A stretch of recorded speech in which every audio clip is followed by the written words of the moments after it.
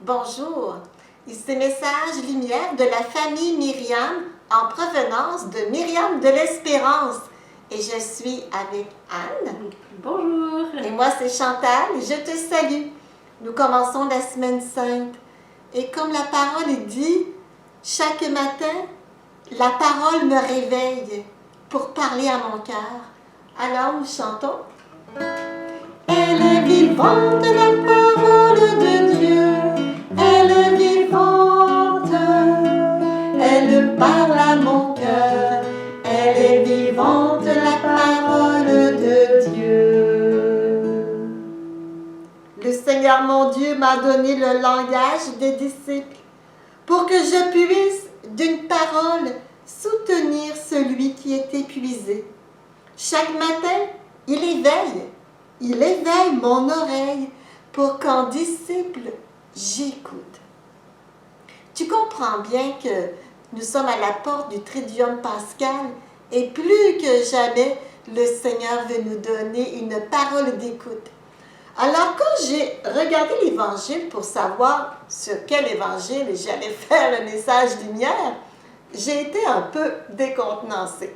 Parce que ce que j'ai vu en premier, c'était l'Évangile de la trahison de Judas. Et je me disais, qu'est-ce que je vais dire pour l'amour du ciel? Mais je me suis mise à prier ce texte qui est parole de Dieu. Et à Jésus, j'ai dit simplement, Seigneur, comment ça se fait que ton disciple bien-aimé, choisi par toi, a fini par te trahir? Je comprends, Pierre, il a eu peur, il a renié, il était complètement apeuré. Mais Judas, ça semble délibéré. Pourquoi? Est-ce que c'est par l'amour de l'argent? Peut-être parce qu'on dit à un moment donné qu'il prenait déjà un peu pour lui-même l'argent qu'il y avait dans la bourse commune.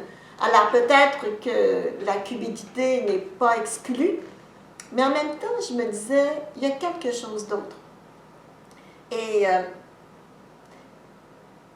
j'ai vu qu'il y avait peut-être, probablement à l'origine, un manque de confiance. Judas avait cessé de faire une entièrement confiance en son maître, en Jésus. Peut-être ne comprenait-il pas ses agissements. Peut-être que Judas, dans son orgueil, peut-être qu'il s'est senti plus habile, plus astucieux que son maître et qu'il a voulu l'obliger à réagir comme lui, Judas, l'entendait. Je ne le sais pas, personne ne le sait. Mais je ne pense pas me tromper beaucoup en disant que probablement, il y avait un manque de confiance. Et c'est probablement tous les manques de confiance qui peuvent nous mener à la trahison. Parce que tu comprends bien que nous sommes de la même pâte que Judas. Et que c'est pas moi qui va lui jeter la première pierre. Et la fin de l'histoire, on la laisse à la sagesse de Dieu. Mais j'étais fortement interpellée. Chantal, toi, est-ce que tu laisses germer dans ton cœur des manques de confiance qui pourraient, à plus ou moins longue échéance, te conduire à la trahison, à trahir l'amour, à trahir le beau projet que Dieu a pour toi, à trahir la croix du Christ? Qu'est-ce que tu en penses?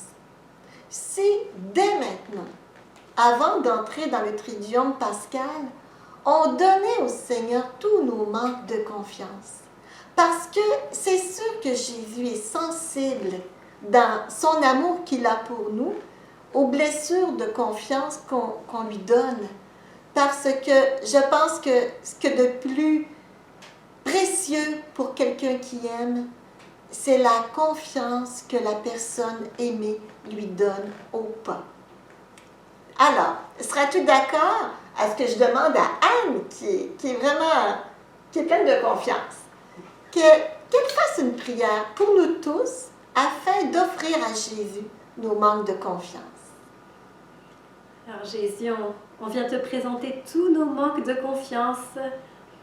confiance dans les autres, manque de confiance en nous-mêmes. et spécialement aussi tous nos manques de confiance en toi, Jésus, en ta miséricorde, nos manques de confiance dans nos familles aussi, ou en ce qui concerne la maladie, à la vie dans l'au-delà. Merci Jésus d'accueillir tout ça, puis de tout changer en confiance à l'infini, comme le dit une parole. Puis on s'émerveille à l'avance de ce que tu vas faire pour chacun. Merci Anne. La petite Thérèse disait qu'il n'y avait que la confiance qui conduit à l'amour. Je dirais qu'il n'y a peut-être que la confiance qui conduit à la fidélité. Alors on s'engage sur ce chemin de confiance? Je suis sûre que oui. Maintenant, imagine-toi que j'ai une parole prophétique pour toi. Je ne me prends pas trop au sérieux, mais ce que je prends au sérieux, c'est la parole de Dieu. Et voici ma parole prophétique pour toi-même. Jésus te fait dire, mon temps est proche. C'est chez toi que je veux célébrer la Pâque avec mes disciples. Oui, c'est la parole que Jésus t'adresse. C'est chez toi qu'il veut vivre son passage vers le Père, sa croix glorieuse, sa passion d'amour qui mène à la résurrection. Et je nous invite, je t'invite demain, jeudi, à te laisser laver les pieds par Jésus. Car c'est chez toi qu'il se rend pour te laver les pieds. C'est chez toi qu'il veut parler d'amour. Comme il l'a fait à la dernière scène, il a parlé longuement à ses disciples. Il veut parler longuement. Il veut aussi te regarder du haut de la croix en espérant que son regard de miséricorde rencontre le tien. Il veut te donner Marie, sa mère.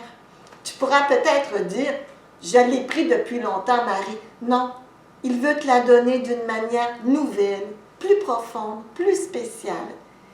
Il veut mourir pour toi. Il veut ressusciter pour toi.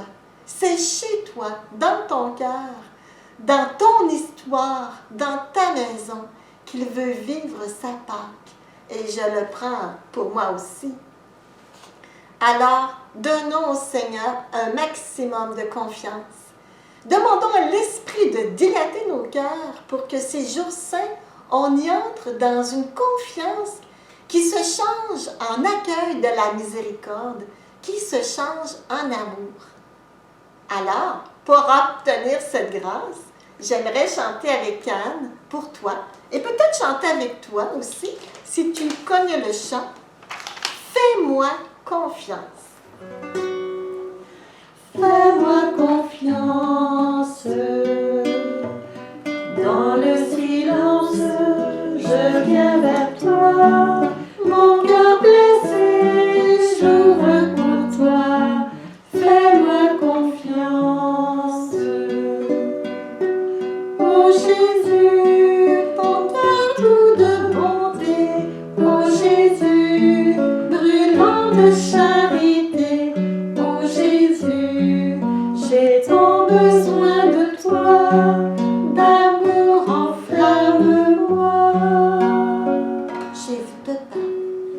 Fais-moi confiance, dans le silence, je viens vers toi, mon cœur blessé, j'ouvre pour toi, fais-moi confiance. Et fais-lui confiance entièrement. Entrons dans ce triduum pascal dans et par la confiance.